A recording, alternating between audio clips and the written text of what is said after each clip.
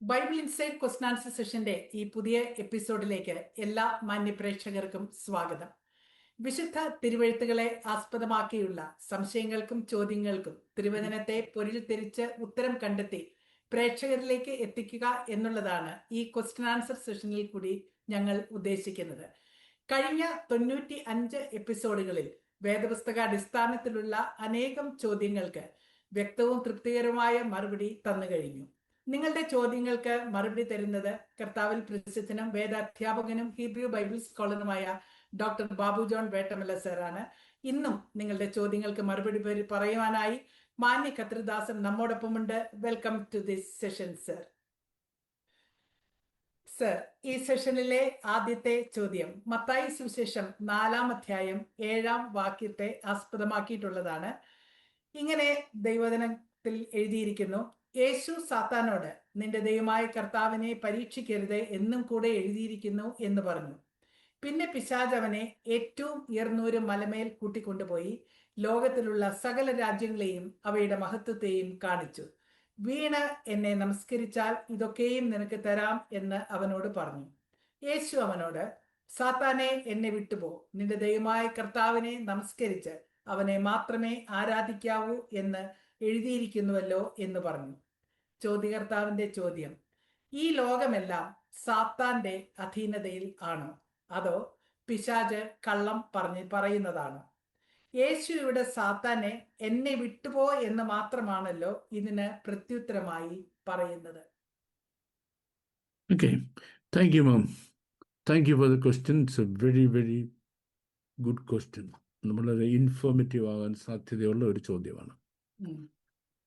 സാത്താൻ വന്നിട്ട് നമ്മുടെ വാഴ്ത്തപ്പെട്ട കർത്താവിനോട് പറയാ, ഈ ലോകത്തിന് മുഴുവൻ പ്രതാപം കാണിച്ചു കൊടുത്തു.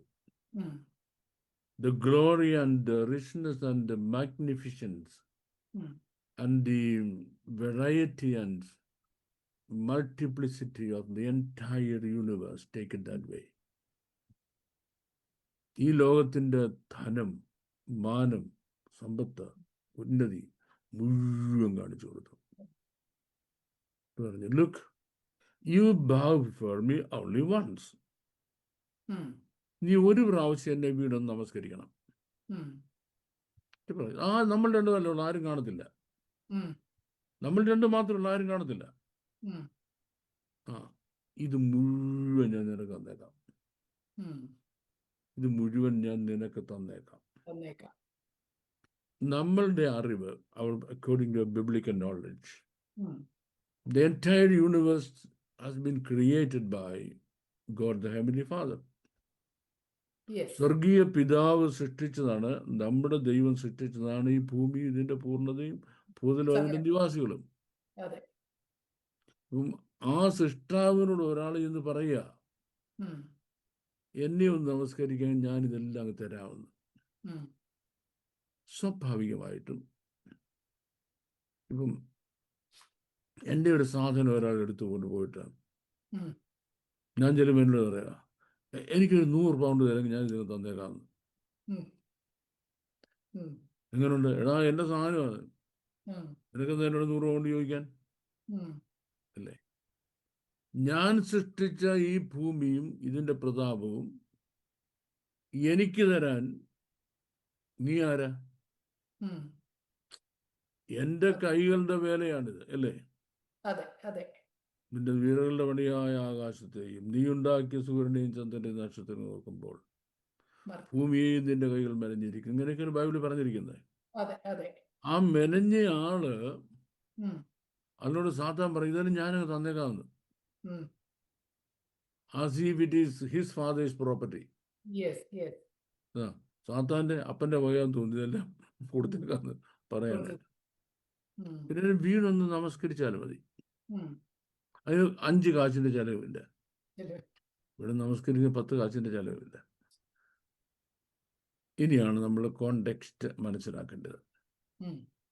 ഫസ്റ്റ് ഓഫ് ഓൾ, കർത്താവായ യേശു ക്രിസ്തു എന്തിനാണ് ഈ ഭൂമിയിൽ വന്നത്?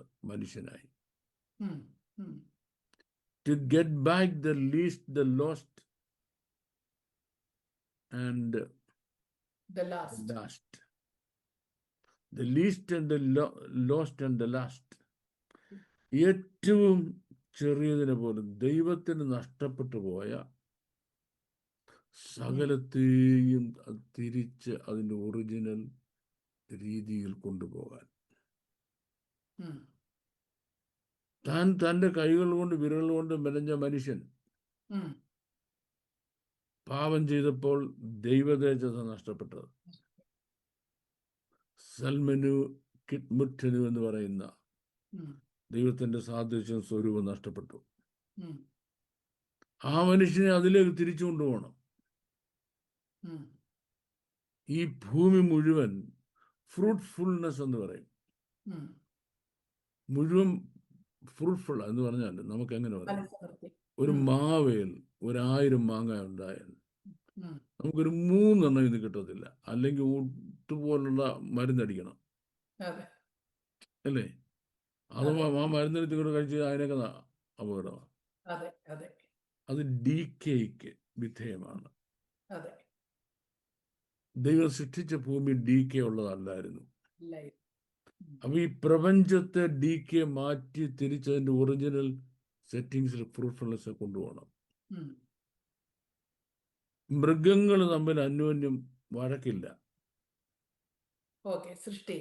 സിംഹം കാളെ ഓടിച്ചിട്ട് പിടിക്കത്തില്ല.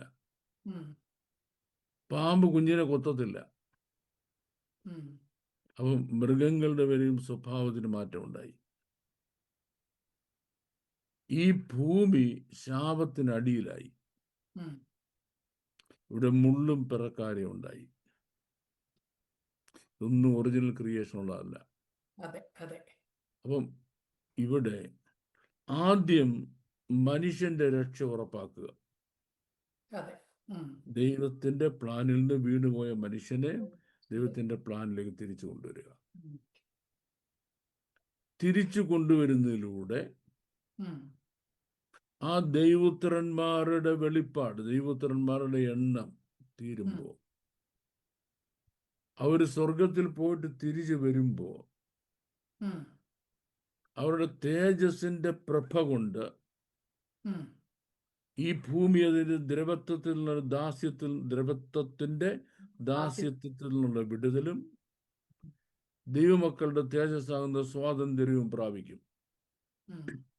റോമാലേഖനം 8-ാം അധ്യായം. ഒരു വലിയ പ്രോജക്റ്റുമായിട്ട് കർത്താവ് വന്നിരിക്കുക. അപ്പം താൻ സൃഷ്ടിച്ച ഭൂമി തൻ്റെ കയ്യിൽ നിന്ന് നഷ്ടപ്പെട്ടപ്പോൾ അത് ചെന്ന് വീണത് സാത്താൻ്റെ കയ്യിലാണ്. അപ്പൊ ഇന്ന് സർവ്വലോകവും ദുഷ്ടന്റെ അധീനതയില. സർവ്വലോകവും ദുഷ്ടന്റെ അധീനതയില. അപ്പം ഈവൻ വിഷച്ചെടികളുണ്ട് ഒരുപാട്. തിന്നാ നമ്മൾ ചത്തു പോകും. എന്റെ കായ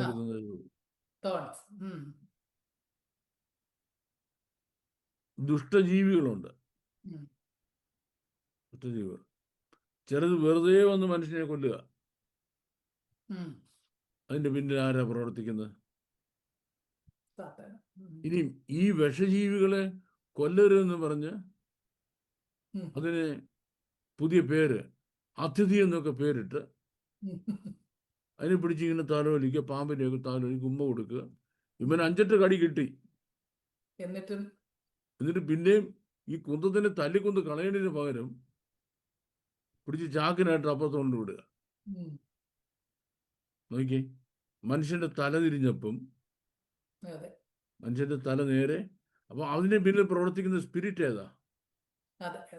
അപ്പം ഈ വിഷജീവികളെ, വിഷസർപ്പങ്ങളെ, ഉപദ്രവമായ മനുഷ്യനെ കടിക്കുന്ന പട്ടികളെ, ഞാൻ ഒരു 3 വർഷം മുമ്പ് ഇവിടെ ചെന്നപ്പം ഡൽഹി എയർപോർട്ട് നിറച്ച് പട്ടികളാ.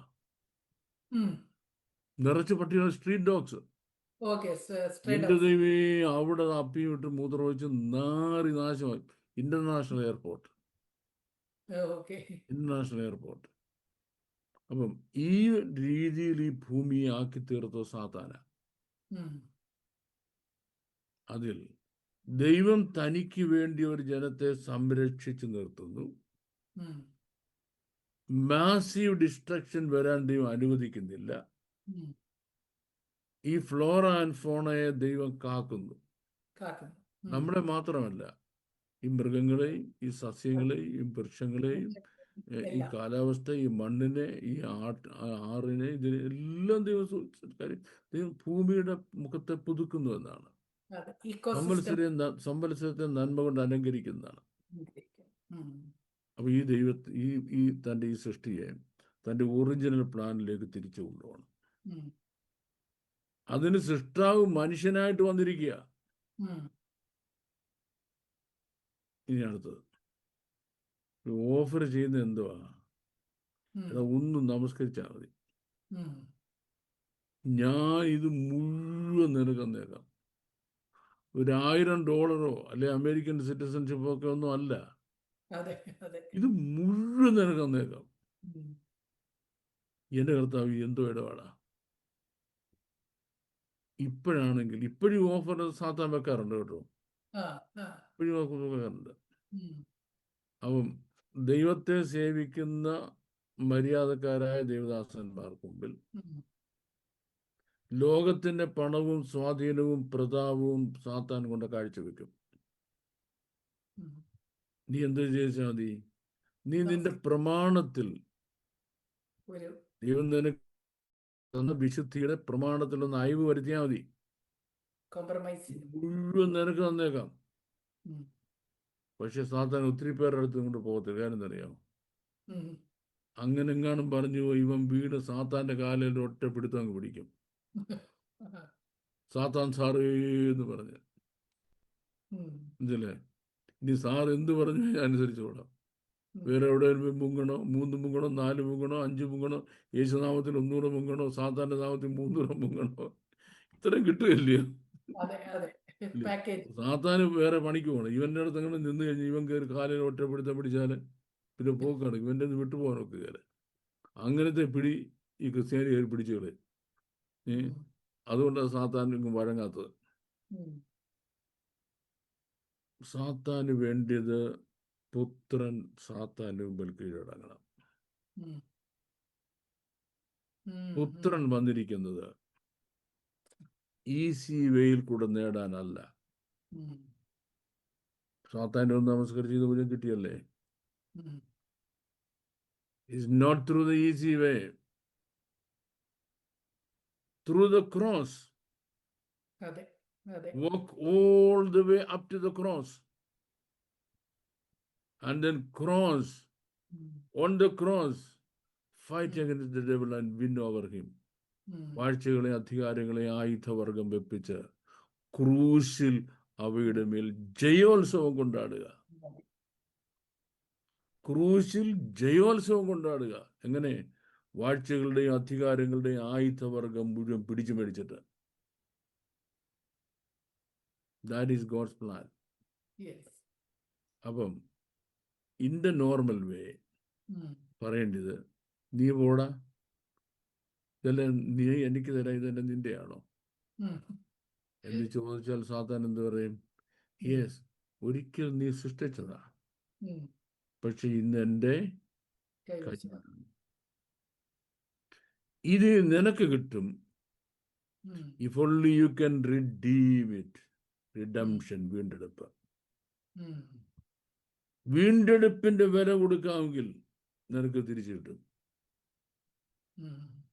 അപ്പം കർത്താവ് ചെയ്യുന്നത്, ഒന്ന്, ഈ സാത്താനെ ക്രൂശിൽ പരാജയപ്പെടുത്തുന്നു. അവൻ ഇനി ഒരിക്കലും അവൻ്റെ ഒരു ക്ലെയിം കൊണ്ടുവരാത്ത രീതിയിൽ എല്ലാ ക്ലെയിം അവിടെ തീരുന്നു.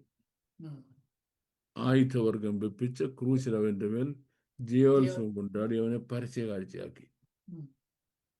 രണ്ടാമത്തെ കാര്യം, താൻ ക്രൂശിൽ ചൊരിഞ്ഞ രക്തം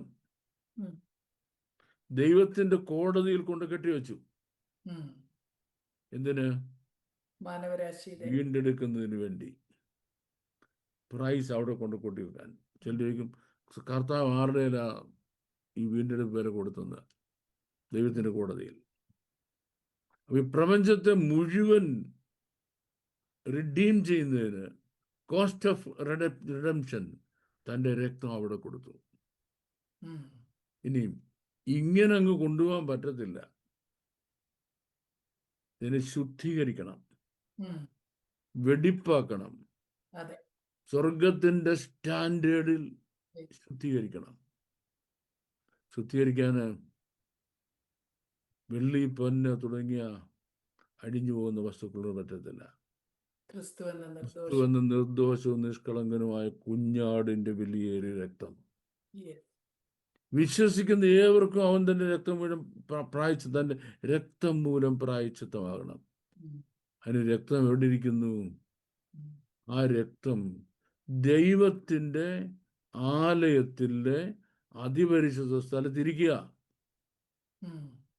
എന്നിട്ട് ആ രക്തം എന്തോ ചെയ്തുകൊണ്ടിരിക്കുക? ഹാബേലിന്റെ രക്തത്തെക്കാൾ ഗുണകരമായി സംസാരിച്ചുകൊണ്ടിരിക്കുക. That speaking blood. ഹാബേലിന്റെ രക്തം ഈ ഭൂമിയിൽ കിടന്ന് കരയുക. നൂറ്റാണ്ടുകളേറെയായി എന്നെ കൊന്നവനെ വിടരുത്, പ്രതികാരത്തിന് വേണ്ടി. ഇവിടെയോ വിശ്വസിക്കുന്നവന് അവന്റെ രക്തം മൂലം പ്രായച്ചിത്തമാകുന്നു. വിശ്വസിക്കുന്നവൻ സകല തെറ്റും പരിഹരിക്കപ്പെട്ടവന് പ്രായച്ചിത്തം ചെയ്തു കഴിഞ്ഞു. ഒരാൾ യേശു ക്രിസ്തുവിന്റെ അടുത്ത് നിന്ന്, യേശു കർത്താവേ, ഞാൻ പാപിയാണ്, എന്നെ രക്ഷിക്കണം, അങ്ങയുടെ ക്രൂശ് മരണത്തിന് അത് കഴിയുമെന്ന് ഞാൻ വിശ്വസിക്കുന്നത് പറയുമ്പോൾ ആ രക്തം അവനെ ശുദ്ധീകരിക്കുക, അവനെ രക്ഷിക്കുക, പ്രായച്ചിത്തമായി. എന്നിട്ട് ആ രക്തം പിതാവിനോട് പറയുക, yes, now he is sanctified. ആ പ്രവർത്തനം കർത്താവ് ഇന്ന് നടത്തിക്കൊണ്ടിരിക്കുക. ആ പ്രവർത്തനം തീരുമ്പോൾ the whole planetനെ, the entire planetനെ ദൈവം റിന്യൂ ചെയ്യും. ഇതുപോലെ ഏദൻ തോട്ടം പോലെയാക്കും. അത്രയും വലിയ പ്രോജക്റ്റിനോട് വന്നിരിക്കുന്ന നമ്മുടെ വാഴ്ത്തപ്പെട്ട കർത്താവിന്റെ അടുത്ത് ഒരു ഇച്ചിരി ഒരു കുട്ടിപ്പിഴാചി എന്ന് പറയാ, നമസ്കരിക്കാമെങ്കിൽ ഞാൻ തന്നെ തന്നേക്കാമെന്ന്. ഇവനെ ഓടാന്ന് പറഞ്ഞു. എങ്ങനെയാ ഓടിച്ചത്? നിന്റെ ദൈവമായ കർത്താവിനെ മാത്രമേ നമസ്കരിക്കാവുന്നു എന്ന് വചനത്തിൽ പറഞ്ഞിരിക്കുന്നു. വചനം എന്ന ഇരുവായ്ത്തലുള്ള വാള് കൊണ്ട് വെട്ടി അവനെ ഓടിച്ചു. അപ്പം അവന്റെ ക്ലെയിം ശരിയാണ്, ഇതെല്ലാം അവന്റെയാ. കൊടുക്കാന്ന് പറഞ്ഞ് ശരിയാ, അവൻ സൂത്രശാലിയായുണ്ട്. ഒരിക്കൽ അവനെ നമസ്കരിച്ചാൽ പിന്നെ എന്നും കർത്താവ് അവന്റെ കീഴിലാണ്. അവന്റെ ദാനമായിട്ടല്ല കർത്താവ് ഇത് തിരിച്ചു മേടിക്കേണ്ടത്. ഒന്ന്, അവനെ തോപ്പിച്ചു, അവന് ക്ലെയിം ഇല്ല. 2, അതിന്റെ മറുവില കൊടുത്തു. 3, അതിനെ ശുദ്ധീകരിച്ചു. ഇനി ഒരു ക്ലെയിമും സാത്താന് ഈ പ്രപഞ്ചത്തിൽ നമ്മുടെ മേലില്ല, ഇവിടുത്തെ ജീവജാലങ്ങളുടെ മേലില്ല, ഈ മണ്ണിന്റെ മേലില്ല, ഈ കാലാവസ്ഥയുടെ മേലില്ല, ഒന്നിനുമേലും അവനൊന്നും ചെയ്യാൻ പറ്റത്തില്ല. That is God's plan. അതുകൊണ്ടാണ് കർത്താവ് അവനെ ഓടിച്ചു വിട്ടത്. Thank you ma'am. That's answer. It's a long answer ആയിരുന്നു. തന്ത്രശാലിയാണല്ലോ, മനുഷ്യരെയും വീഴിക്കുന്നത് തന്ത്രത്തിൽ കൂടെയാണല്ലോ. അവൻ ഭയങ്കര തന്ത്രശാലിയാ. പക്ഷെ വേറെ കാര്യം വെച്ചാല് ഇവന്റെ തന്ത്രമാണെന്ന് ആൾക്കാർ മനസ്സിലാക്കുന്നില്ല. ഇവന്റെ തന്ത്രമാണ് എന്നുള്ളത് ആൾക്കാർ മനസ്സിലാക്കുന്നത്. കാര്യം കർത്താവ് 2 കാര്യമേ ഓഫർ ചെയ്തുള്ളൂ തന്നെ അനുഗമിക്കാൻ പറയുമ്പോൾ. ഒന്ന്, one is a yoke. നുകം. എന്റെ നുഖമേറ്റിനോട് എന്നോട് പഠിക്കാൻ പറഞ്ഞു. അത് ഡിസിപ്ലിൻ ആൻഡ് സഫറിങ് ആണ്. All your life you should be disciplined. Discipline. കർത്താവ് യേശു ക്രിസ്തുവിന്റെ ഈക്വൽ ഡിസിപ്ലിൻ ജീവിക്കണം. സെക്കൻഡ്, ക്രോസാ. അതായത് ഈ സ്ലേവ് എന്ന നിലവാരത്തിലായി കഴിഞ്ഞെങ്കിലേ ക്രൂശീകരിക്കത്തുള്ളൂ. ഒരു ക്ലെയിമും തനിക്ക് ജീവിതത്തിന്റെ മേൽ ഇല്ലാത്ത ഒരാളിനെ ക്രൂശിക്കാൻ പറ്റത്തുള്ളൂ അന്ന്. അപ്പം കുരിശ് അവൻ തന്നെ എടുക്കണം, അവൻ തന്നെ കുരിശെടുക്കണം, ഇത് ചുമന്നുകൊണ്ട് പോകണം. പത്രോസിനോട് പറഞ്ഞു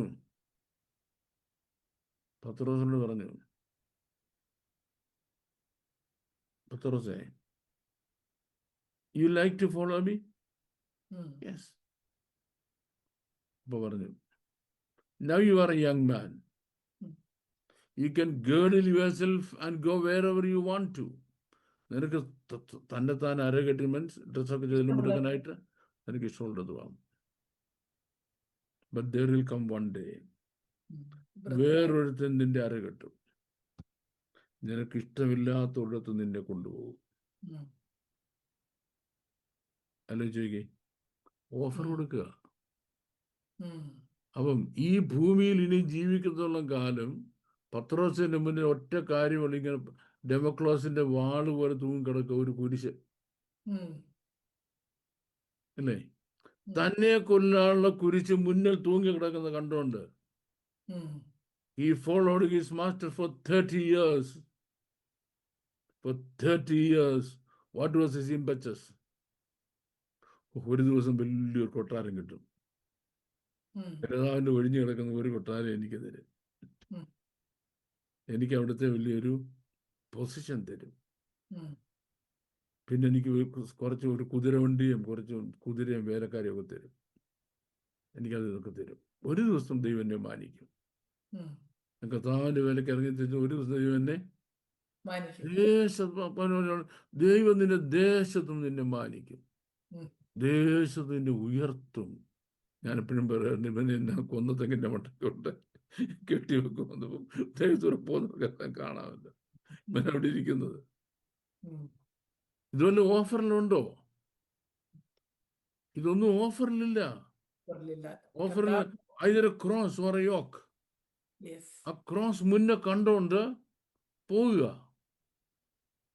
ഈ ക്രോസ് മുന്നിൽ കണ്ടുകൊണ്ട് പോകുന്നവരെയാണ് പ്രതാപം മുഴുവൻ സാത്താൻ കൊണ്ട് കാണിച്ചു തന്നെ. ഇങ്ങോട്ട് പോരെ, ഒരു ചെറിയ ഡീവിയേഷൻ, ചെറിയ നമ്മൾ നോക്കണേ. നമ്മൾ മോട്ടോർ വെഹിക്കിളുടെ വണ്ടി ഓടിച്ച് പോകുമ്പോഴേ വേറൊരു ട്രാക്കിലേക്ക് തിരിയാൻ ഒരു ചെറിയ ഡീവിയേഷൻ മതി. ചെറിയ ഡീവിയേഷൻ, ചെറുതല്ലേ? പക്ഷെ ചെറിയ ഡീവിയേഷൻ അവസാനം നിന്നെ കൊണ്ട് വേറൊരിടത്ത് കൊണ്ടെത്തിച്ചുകൊണ്ട് വല്ല കടലിലോ കായലിലോ കുഴിക്കാതെ കൊണ്ട് തള്ളിയിടുക. ആത്മീയ ജീവിതത്തിൽ ഡീവിയേഷൻ എടുത്തിട്ട്, സ്ലൈറ്റ് ഡീവിയേഷൻ എടുത്തിട്ട് ദൈവം ആഗ്രഹിക്കാത്ത വഴിയിൽ കൂടെ മിടുക്കന്മാർ മിടുക്കുമ്പോൾ സാത്താൻ ഇങ്ങനെ ഉയർത്തുക. അന്ന് അമേരിക്കയിലാണെങ്കിൽ നാളെ അന്റാർട്ടിക്കയിലാണ്, അത് കഴിയുമ്പം നിക്കരോഗാവയിലാണ്, അത് കഴിയുമ്പം ബ്രിട്ടനിലാണ്, അത് കഴിഞ്ഞ് ഫ്രാൻസിലാണ്. കർത്താവിൻ്റെ വേലയെ അങ്ങനെ കൂട്ടിയുള്ള നാട് മുഴുവൻ കൂട്ടിക്കഴിഞ്ഞു. ആ KP യോഹന്നാനെതിരായിട്ടാണെങ്കിൽ തിരുവല്ലയിലെ പിന്നെന്താ പഞ്ചായത്ത് ഓഫീസ് വിധി എഴുതി, ഇനി ഒരു സെന്റ് ലാൻഡ് ഇവനോട് മേടിക്കാൻ പാടില്ലെന്ന്. ആർക്കും മേടിക്കാനൊക്കത്തില്ല. പിടികിട്ടിയോ? അപ്പൊ എന്നെ വീണ് ഒന്ന് നമസ്കരിച്ചാൽ, ഈ വീണ് നമസ്കാരം രഹസ്യത്തിൽ നടന്നിട്ടുണ്ട്. പക്ഷെ ഇത് പരസ്യമായിട്ട് മനസ്സിലായെന്നറിയാമോ? ദൈവമക്കൾക്ക് വിശുദ്ധ പ്രമാണത്തിന് നിഷിദ്ധമായ ഓരോന്നേളം മേത്തോട്ട് എടുത്തിട്ട് ഓരോന്ന് തൻ്റെ കൂടെ നിൽക്കുന്നവരോട് ചെയ്യിക്കാൻ തുടങ്ങിയപ്പോ വിശുദ്ധന്മാർക്ക് മനസ്സിലായി ചില വർഷങ്ങൾക്ക് മുമ്പ് ഇയാൾക്ക് ഡീവിയേഷൻ ഉണ്ടായിരുന്നു. അന്നുണ്ടായതല്ല, വർഷങ്ങൾക്ക് മുമ്പ് ഡീവിയേഷൻ ഉണ്ടായി. ആദ്യം മനസ്സിലായില്ല ആർക്കും. പൈസ ഇങ്ങനെ വരുന്നല്ലേ? ഹോസ്പിറ്റലായി, യൂണിവേഴ്സിറ്റി, കോളേജായി, പള്ളിക്കൂടമായി, അതായി ഇതായി കുന്തമായി കുടച്ചക്രമായി ഭയങ്കര എസ്റ്റാബ്ലിഷ്മെന്റ്സ് ആയി, അല്ലേ? ഈ കള്ളൻ മോഷ്ടിക്കുന്നതും പുഴു തുരുക്കുന്ന ഈ ഭൂമിയിൽ നിങ്ങളുടെ നിശ്ചയം വെച്ചേക്കരുതല്ലേ പറഞ്ഞേ? ആലോചിച്ചേക്കേ. അപ്പം ഇങ്ങനെ ഒരു കൂട്ടം ആളുകൾ ഡീവിയേറ്റ് ചെയ്തിട്ട് അവരെവിടെയോ ഒരു സമയത്ത് സാത്താനുമായിട്ട് കോംപ്രമൈസ് ഉണ്ടാക്കിയിട്ടുണ്ട്. ശാന്തമായിട്ട് കോംപ്രമൈസ് ഉണ്ടാക്കുക എന്ന് പറഞ്ഞാൽ വിശുദ്ധിയുടെ ഉപദേശത്തിൽ വ്യതിചലിക്കുക എന്നാണ്. വിശുദ്ധിയുടെ ഉപദേശം എന്ന് പറഞ്ഞാൽ മെയിൻ ട്രാക്കിൽ നീ വ്യതിചലിക്കുക. ആ വ്യതിചലിച്ചു കഴിഞ്ഞാൽ എന്താ ഇന്ന് വേറൊരു വഴിയും പോകുന്നത്. അപ്പൊ നമ്മുടെ വാഴ്ത്തപ്പെട്ട കർത്താവാണ് മാതൃക. എവിടെയാണോ ഫൈനാൻഷ്യൽ ഹൈ ലെവൽ ഓഫർ വരുന്നത്, അത് ദൈവത്തിൽ നല്ല സാത്താനിൽ നിന്നുള്ളത് മനസ്സിലാക്കണം. സാത്താനെ ജയിക്കാനാണ് ദൈവം നമ്മൾ ആവശ്യപ്പെടുന്നത്, സാത്താനുമായിട്ട് കോംപ്രമൈസ് ചെയ്യാനല്ല. അതെ അതെ അതെ, സാത്താന്റെ തന്ത്രങ്ങളെ മനസ്സിലാക്കണം നമ്മള്. മനസ്സിലാക്കണം. Yes, that's right. Okay, thank you very much sir. അടുത്ത ചോദ്യം, അമാലേക്കിനെ നിർമൂലമാക്കുവാൻ പഴയ നിയമത്തിൽ പലയിടത്തും ശൗലിന്റെ കാലത്തും ദാവീദിന്റെ കാലത്തും മറ്റും കാണുന്നു. എന്തുകൊണ്ടാണ് ഇങ്ങനെ മനുഷ്യരെ കൊല്ലുവാൻ യഹോവയായ ദൈവം കൽപ്പിക്കുന്നത്? നിന്റെ ശത്രുക്കളെ സ്നേഹിക്ക എന്നതല്ലേ വേദപുസ്തക പ്രമാണം? സ്നേഹിച്ചാൽ മതി, കംപ്ലീറ്റ് സ്നേഹിച്ചാൽ മതി, കുഴപ്പമില്ല. നമ്മുടെ ആൻസർ ഇച്ചിരി ലോങ് ആകാൻ സാധ്യതയുണ്ട്. ഓക്കെ. അപ്പം കാര്യം ഒന്നിലധികം കാര്യങ്ങൾ അതിൻ്റെ ഇൻവോൾവ് ആയതുകൊണ്ടാണ്. സ്വർഗം ദൈവത്തിന്റെ സ്വർഗമാകുന്നു, ഭൂമിയോ ദൈവം മനുഷ്യർക്ക് കൊടുത്തിരിക്കുന്നു. ഈ ഭൂമിയിൽ നീതിയും ന്യായവും ഉറപ്പാക്കുക എന്നുള്ളത് ദൈവം മനുഷ്യനെ ഏൽപ്പിച്ചിരിക്കുന്ന ഉത്തരവാദിത്വമാണ്. അവിടെ ശിക്ഷ നടത്താനുള്ള ഉത്തരവാദിത്വം മനുഷ്യനെ ഏൽപ്പിക്കുന്നു, രക്ഷിക്കാനുള്ള ഉത്തരവാദിത്വം മനുഷ്യനെ ഏൽപ്പിക്കുന്നു, നീതി നടത്താനുള്ള ഉത്തരവാദിത്വം ദൈവം മനുഷ്യനെ ഏൽപ്പിക്കുന്നു. ബിക്കോസ് ഈ ഭൂമിയുടെ ഭരണം ദൈവം മനുഷ്യനെ ഏൽപ്പിച്ചിട്ടുണ്ടാവും.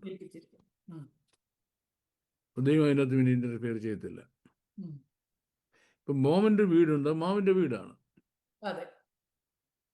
അവിടെ മോം ആവശ്യപ്പെടുന്നു വെജിറ്റബിൾസ് പമ്പരന്ന് വരുത്തി ഒരു കൊട്ടയ്ക്കകത്ത് കുറച്ച് വെജിറ്റബിൾസ് കൊണ്ടുവരുന്നു. അത് കാശ് മേടിച്ചിട്ട് അവിടെ വെച്ചിട്ട് പോകണമെന്നല്ലാതെ അടുക്കള കയറി അവിയലുണ്ടാക്കാൻ തീയലുണ്ടാക്കാനൊന്നും അവർക്ക് അവകാശമില്ല. അത് അവിയലാക്കണോ തീയലാക്കണോ സാമ്പാറാക്കണോ ആരാ തീരുമാനിക്കുന്നത്? വീട്ടിലുള്ളവരാ തീരുമാനിക്കുന്നത്.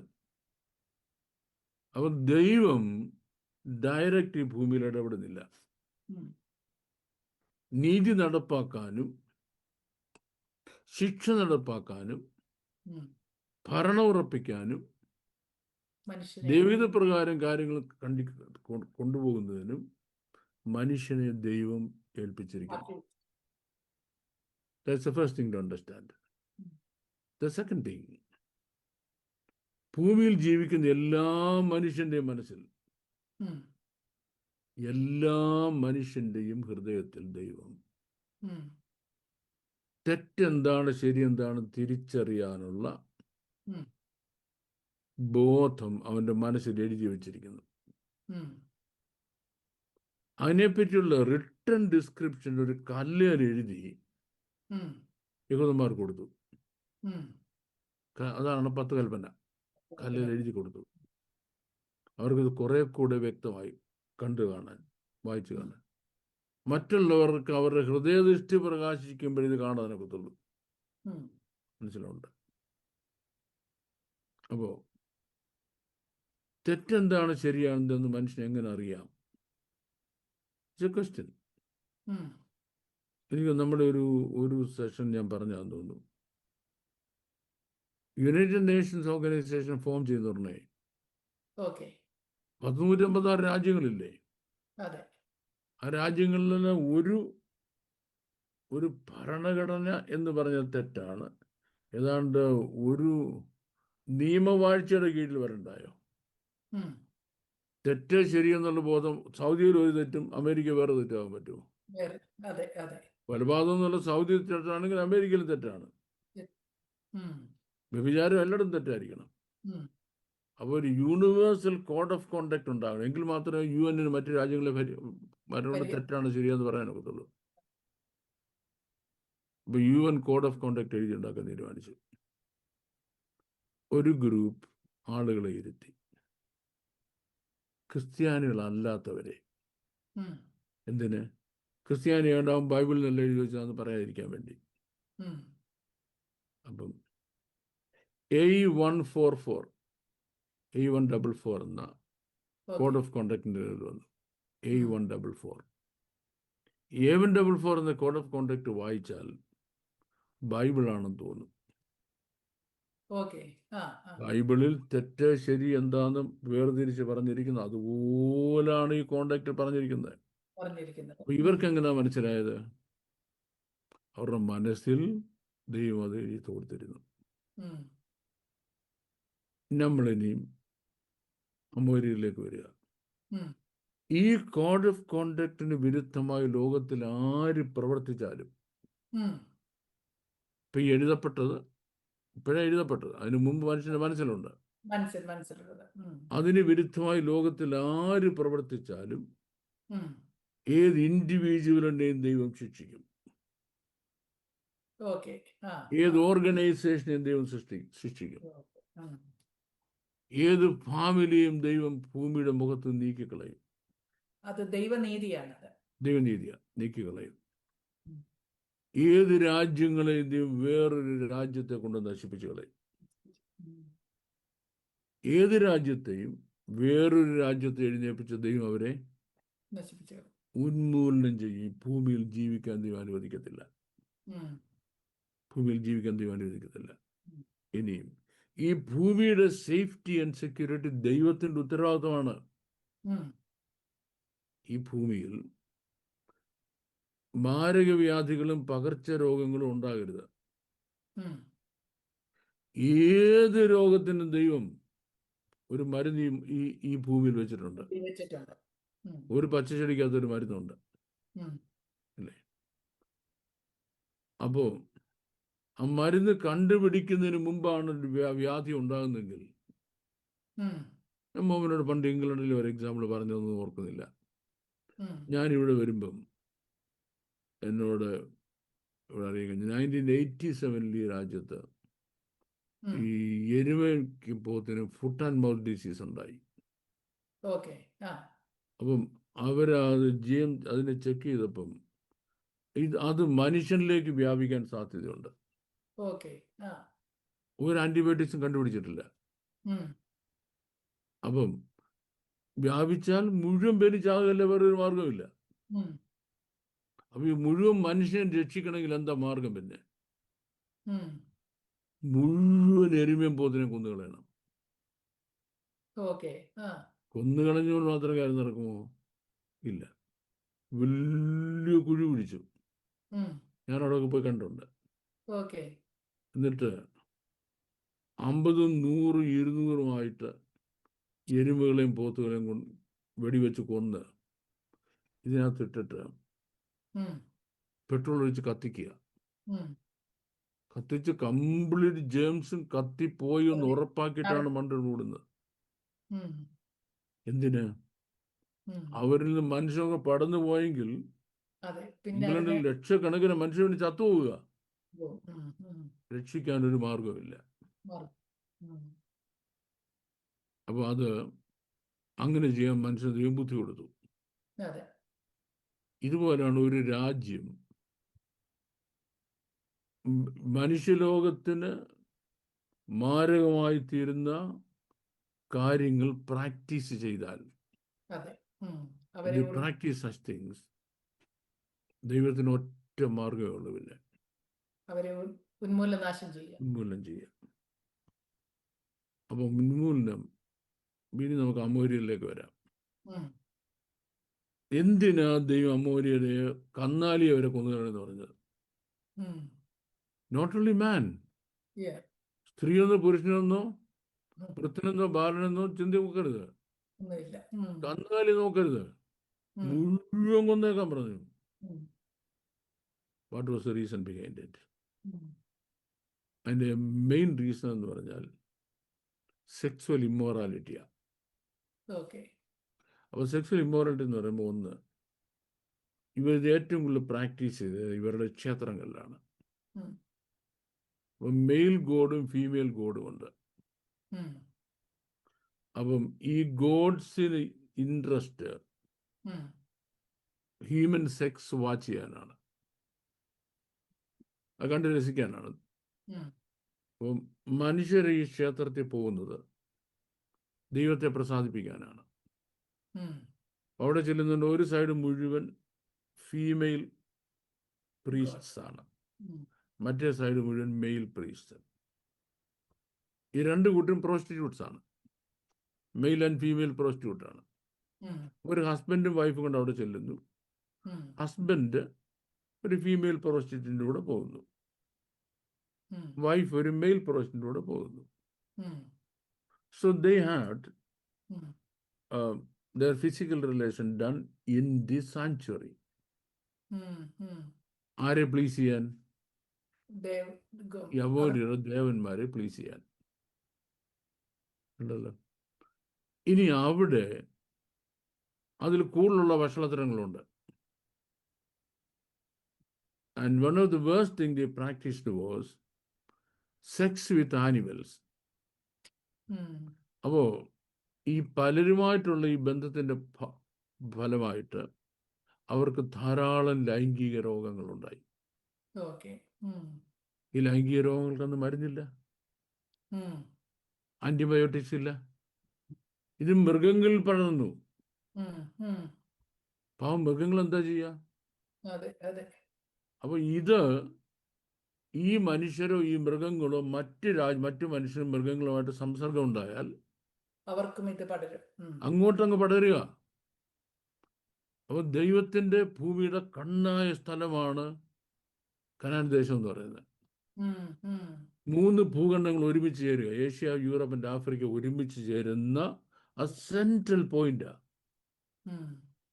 അവിടെ ഒരു മാരക രോഗം ഉടലെടുത്താൽ എല്ലായിടത്തേക്കും വ്യാപിക്കും. 3 കോണ്ടിനെന്റോട്ടങ്ങ് പോവുക അറ്റ് എനി ടൈം. ആലോചിക്കുക, ലോകത്തിന് വരാൻ പോകുന്ന നാശം. ദൈവം സൃഷ്ടിക്കുന്ന എത്രയോ ദൈവത്തിന്റെ പ്രഷ്യസ് ആയ ഹ്യൂമൻ ബീങ്സ് എത്ര നശിച്ചു പോകുന്നത്.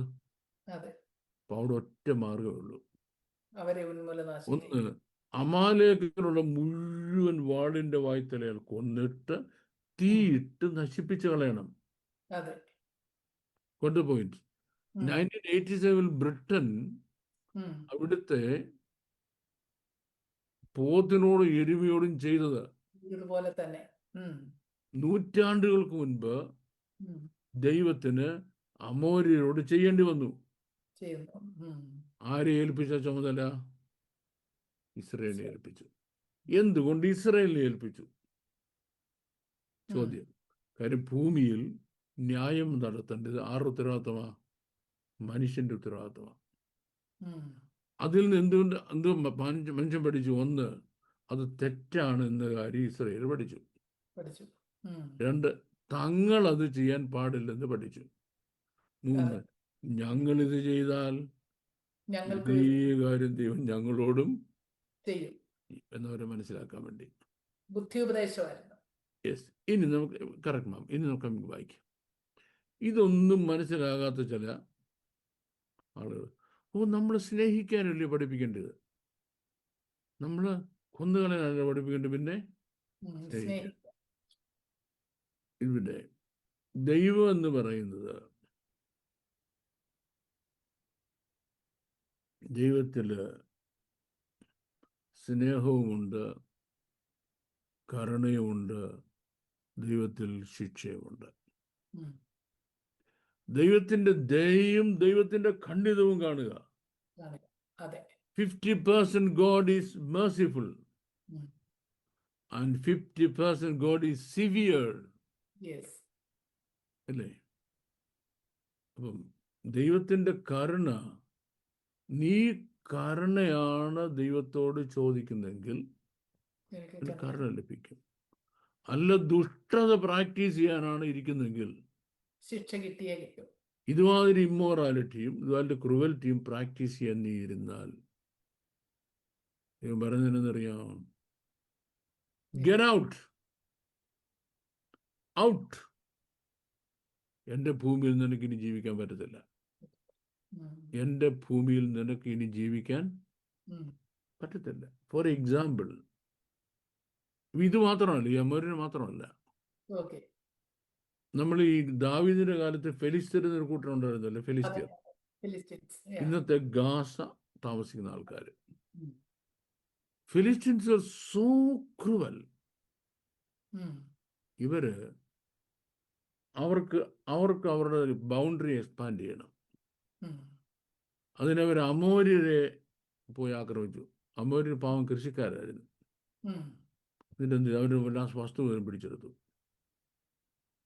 അപ്പം അമോര്യർ റെസിസ്റ്റ് ചെയ്തു. റെസിസ്റ്റ് ചെയ്യാതിരിക്കാൻ ഒക്കത്തില്ലല്ലോ. ഈ റെസിസ്റ്റ് ചെയ്ത് അമോര്യർ മുഴുവന്മാർ കമത്തി കിടത്തി. കമത്തി കിടത്തിട്ട് എന്ത് ചെയ്തു? ഈ മെതിവണ്ടി ഉണ്ടല്ലോ, അവരുടെ മേൽ ഗോതമ്പ് മെതിക്കുന്നതിന് മെതിവണ്ടി എന്ന് പറഞ്ഞാൽ അത് മെറ്റാലിക് വീൽ ഇങ്ങനെ കറങ്ങുക. മെറ്റാലിക് വീലിനകത്തൊരു കല്ല് കിടപ്പുണ്ട്. ഈ കല്ലും ഈ വീലെ പറ്റി ഇതിൻ്റെ ഒരു സാധനമുണ്ട്. ഇതും കൂടെ ചേർന്ന് വരുന്നിടത്ത് ഈ ഗോതമ്പിന്റെ ഇത് ചെല്ലുമ്പോഴാണ് അത് മുഴുവൻ ഊർന്നു പോകുന്നത്. നല്ല ഷാർപ്പാണ്. ഇത് മനുഷ്യന്റെ മണ്ടക്കൊണ്ടിട്ട് ഓടിക്കാന്ന് പറഞ്ഞാൽ ഒരു ബുൾഡോസർ അവന്റെ ആദ്യം ഈ ഇതുണ്ടല്ലോ, തൊലിയും മാംസവും ഈ വെയിൻസും എല്ലാം പറഞ്ഞു ഒരു വേദനയാ. അങ്ങനെയാണ് അവര് അമോര്യരോട് ചെയ്തത്. അമോര്യരോട് ചെയ്തത്. ദൈവം എന്ത് ചെയ്യുന്നറിയാമോ? ദൈവം വിട്ടില്ല. തുഗ്ലക്ക് പലൈസർ എന്ന് പറയുന്ന ഒരു അസേറിയൻ രാജാവിനെ കൊണ്ടുവന്നു. ഇവന്മാരെ മുഴുവൻ എണ്ണത്തിനെ പിടിച്ചോണ്ട് പോയി അയാൾ കൊന്നു കളഞ്ഞു. ഇതിനെയൊക്കെ ക്രൂരത കാണിച്ച്. അപ്പൊ നമ്മൾ ഇന്ന് കാണുന്ന ഇവിടെയുള്ള ഫെലിസ്തീൻ എന്ന് പറയുന്ന ആൾക്കാരുണ്ടല്ലോ, അവർ അന്നത്തെ ഫെലിസ്തീന്റെ തുടർന്നക്കാരല്ല. അവർ മുഴുവൻ ചത്തുപോയി, ഒരെണ്ണമില്ലാതെ. പിന്നീട് വന്ന അറബികൾ ഇവിടെ താമസിക്കുന്നതാണ്. ഈ ഗാസയിൽ നിന്ന് താമസിക്കുക. ഇപ്പിടി പറഞ്ഞ അങ്ങനെ ഫെലിസ്തീൻ പറയുന്നത് ചുമ്മാ പറയുന്നത് കള്ളത്തരമാണ്.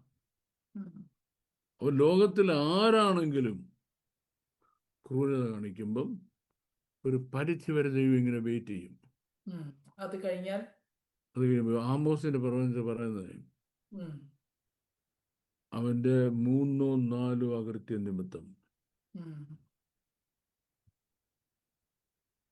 ദമാശയൊക്കെ നിന്റെ 3 or 4 അകൃത്യ നിമിത്തം ദൈവം ശിക്ഷ മടക്കത്തില്ല. മീൻ അങ്ങനെ ആരും ദൈവത്തിന്റെ ഭൂമിയിൽ ജീവിക്കാൻ ദൈവം ആരും പെർമിറ്റ് ചെയ്യത്തില്ല. നീ ക്രിസ്ത്യാനിയാണോ അല്ലെ യഹൂദനാണോ എന്നുള്ളൊന്നും അല്ല ചോദ്യം. നിനക്ക് അങ്ങനെ വൃത്തിയോട് കാണിച്ച് ഈ ഭൂമിയിൽ ജീവിക്കാൻ ദൈവം നിന്നെ അനുവദിക്കത്തില്ല.